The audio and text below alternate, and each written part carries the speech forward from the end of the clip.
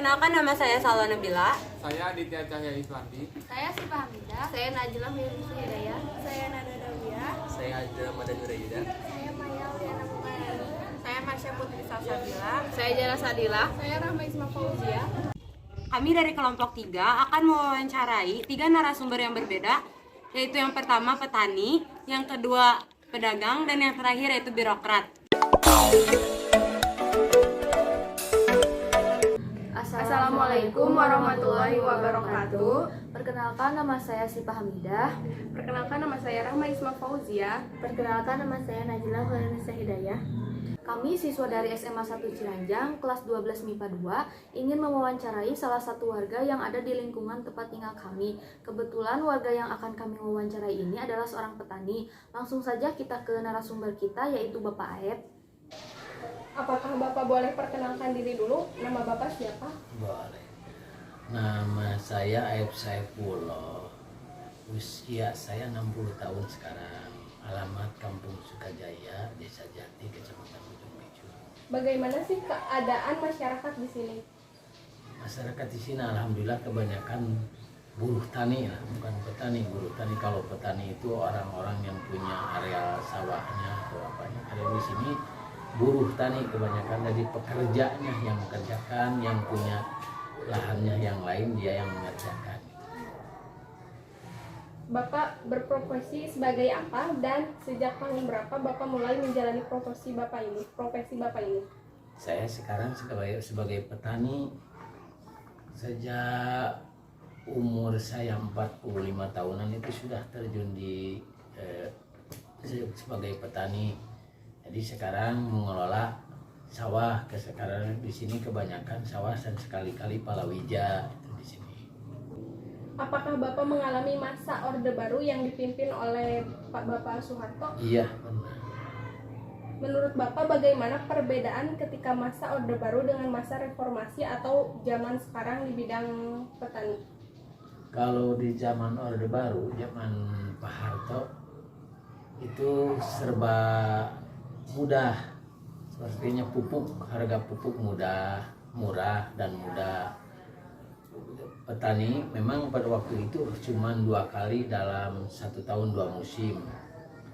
1 tahun itu, tapi penghasilan karena pupuknya mudah didapat, murah, penghasilan juga kan, tanahnya itu diolahnya 6 bulan, hasilnya lumayan banyak lah dibandingkan setelah reformasi. Sekarang pupuk memang ada subsidi dari pemerintah, tapi untuk petani susah mendapatkannya, harus punya kartu. Yang punya kartu di X warungnya tidak ada pupuknya karena banyak mafia yang suka menimbun barang-barang itu. Jadi ke petani itu jarang nyampe full 100%. Jadi oleh mafia ditimbun, dijual dengan harga mahal, bukan harga subsidi itu. Jadi yang subsidi kadang-kadang dalam kartu misalkan sekian kintal lagi mau dibelikan ke sana, pupuknya sudah tidak ada persediaannya. Itu yang dialami oleh para petani sekarang. Jadi pupuk itu susah dihasilkan, apalagi sekarang baru ada perubahan lagi, subsidinya dikurangi, kemudian kartu harus diganti. Sampai sekarang hari ini saja untuk pupuk itu pupuknya datang tapi kartunya belum ada, harus dirubah kembali. Itu yang dialami. Kemudian dalam pemasaran, kalau dulu pemasarannya gampang sekali di penjualan itu, tapi sekarang karena banyaknya tangkulak, harganya bervariasi. Jadi petani itu kadang-kadang seperti seolah-olah yang tidak, hasilnya kurang lah, karena harga tangkulak itu saling menjatuhkan harga. Bagaimana sih cara Bapak untuk menghadapi perubahan pada masa Orde Baru dengan masa sekarang? Perubahannya memang cukup signifikan lah kalau dibandingkan waktu Orde Baru dengan sekarang. Kan zaman masa sekarang itu ada, kemarin ada istilahnya apa, moneter ya, ada moneter. Karena ke zaman Orde Baru itu zaman Pak Harto belum adanya moneter, karena lain hal dan lain sebagainya. Zaman sekarang itu reformasi ada moneter. Dalam krisis moneter itu masyarakat sangat sulit sekali untuk mendapatkan pekerjaan. Jika ada bantuan-bantuan daripada pemerintah. Nah, dari bantuan-bantuan pemerintah itu masyarakat seolah-olah keenakan, tidak mau bekerja. Jadi sekarang pekerja petani juga yang biasanya ke sawah jarang, yang biasa bekerja mencampur dan lain sebagainya karena ada bantuan dari pemerintah itu. Makanya sebetulnya adanya bantuan itu yang dirasakan oleh Bapak bukan membaik untuk para pekerja. Jadi keenakan, dia itu tidak mau bekerja, udah ada menunggu. Sedangkan bantuan itu tidak mencukupi untuk kehidupan sehari-hari. Untuk menanggulanginya, sekarang ada kelompok-kelompok tani. Di sini ada kelompok tani yang diketuai oleh berbagai orang yang ahli di sana. Nanti dikasih penjelasan-penjelasan sehingga sekarang juga masalah pupuk ditanggulangi oleh ketua kelompok tani itu. Jadi untuk menanggulanginya adanya kelompok-kelompok tani itu. Baik, terima kasih Bapak sudah mau berbagi pengalaman kepada kami. Kami mohon maaf jika ada perkataan yang kurang enak didengar. Semoga Bapak dan keluarga diberikan kesehatan dan rezekinya dilancarkan. Amin ya Allah ya Rabbal alamin.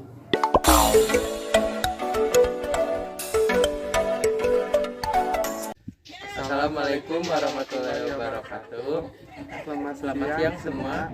Perkenalkan, nama saya Adrian Ramadan Wirayuda. Perkenalkan, nama saya Aditya Cahaya Iswandi. Pada saat yang lalu, rekan kami yang lain telah mewawancarai seseorang yang berprofesi sebagai petani. Dan pada kesempatan ini kami akan mewawancarai seseorang yang berprofesi sebagai pedagang. Sesi wawancara akan dilakukan oleh rekan kami yang lain. Kepada Marsha dan Salwa kami persilahkan. Mohon maaf, aku ngobrol tapi siswa dari SMA Siraja ingin mewawancara ibu yang berprofesi sebagai pedagang di lingkungan Kuala.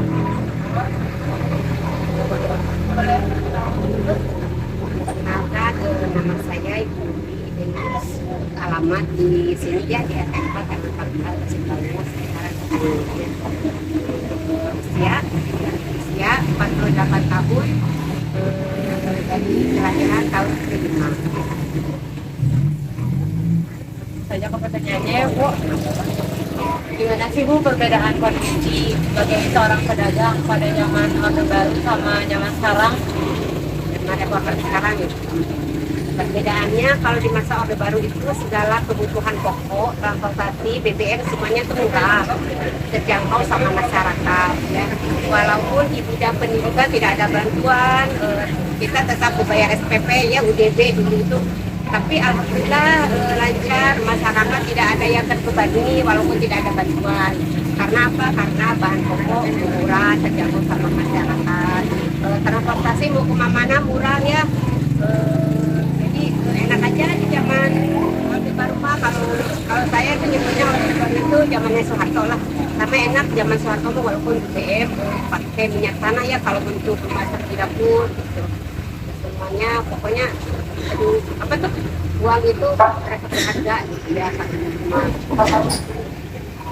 Nah, kalau cara mengatasinya, cara Ibu menghadapi perbedaan kondisi zaman dulu sama zaman sekarang tuh gimana? Mengatasinya kita selaku usaha ya, pedagang itu ya, kalau usaha kecilan kita harus bisa beradaptasi dengan zamannya sekarang. Dengan zamannya sekarang, kenapa? Karena sekarang itu semua pada naik ya, bukan 100% lagi, mungkin ada yang 3 kali persenannya ya, kenaikan harga-harga sembako, beras itu sekarang naik-naik, BBM naik sekarang aja. Kenapa? Karena banyaknya kesulitan seperti itu, para pencari kerja di kota juga dipulangkan ke desa, jadi banyak pengangguran sekarang. Jadi zaman reformasi katanya dia zaman sekarang, tapi banyaknya pengangguran, banyak yang di PHK, bank-bank yang banyak yang dilikuidasi. Di zaman sekarang pemerintah emang tidak tinggal diam, pemerintah bisa menyalurkan bantuan-bantuan di bidang pertanian misalnya, adanya pupuk gratis, kemudian di bidang pendidikan adanya dana BOS, untuk keluarga yang ada balitanya ada PKH ya, keluarga harapan itu ya. Kemudian ada yang untuk lansianya ada BPNT yang pencairan beras itu tiap bulan gitu ya. Kemudian tapi itu segelintir orang yang mendapatkannya, tidak semuanya, tidak ada yang tepat sasaran, ada yang tidak tepat sasaran. Menyesalnya sih di situ. Misalnya di situ harusnya pemerintah itu kalau mau ada bantuan merata gitu ya di semuanya. Pokoknya harapan kita mah di era reformasi ini harganya inginnya tuh kembali seperti orde baru, ke masa orde baru semuanya walaupun tidak ada bantuan tapi harga-harga normal terjangkau sama masyarakat.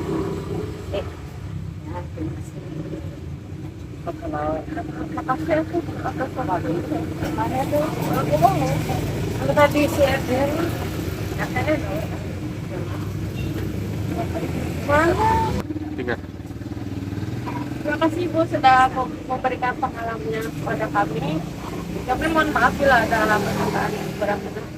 Semoga Ibu dan keluarga diberikan kelancaran rezeki dan kesehatan. Terima kasih Bu. Assalamualaikum.